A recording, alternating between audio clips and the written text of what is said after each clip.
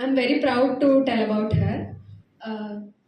ఆవిడ అమృత్సర్లో జూన్ 9, 1949లో జన్మించారు. అప్పటి she was born in a conservative family, wealthy family.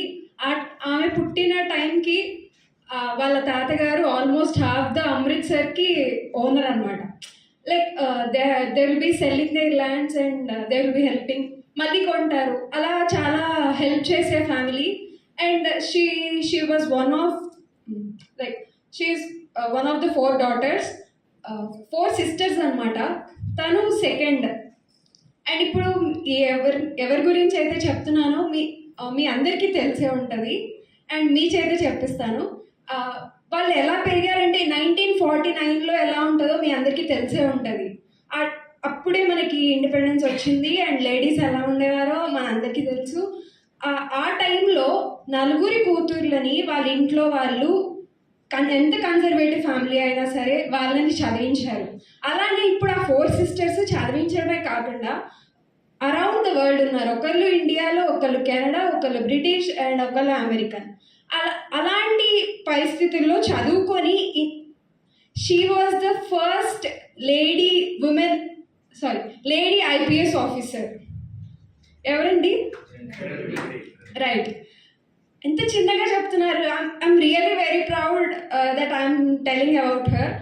తను చాలా ఇన్స్టెన్సెస్ చూసింది. ఆ టైంలోనే చాలా ఉండేవి. ఎర్లీ మ్యారేజ్ చేసేవాళ్ళు అండ్ డౌరీ ఇష్యూస్ ఉండేవి. అవన్నీ చూసి కూడా ప్రశ్నించేది, చూసి ఊరుకుండేది కాదు. ఎందుకు ఎర్లీ మ్యారేజ్ చేస్తున్నారు అని అంటే ఆడపిల్లలు అంతగా చదువుకోలేరు అని చెప్పేవాళ్ళు అనమాట.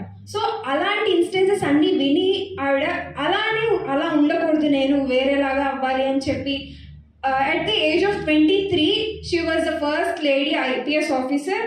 అండ్ అలాగే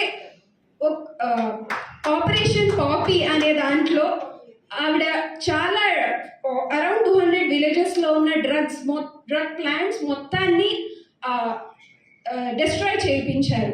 అండ్ PM ఇందిరాగాంధీ గారిని ఏమంటారండి? అలాంటి ఆవిడ కార్ పార్క్ చేస్తుంటే ఆవిడ కార్నే క్రేన్తో తీపించేశారు.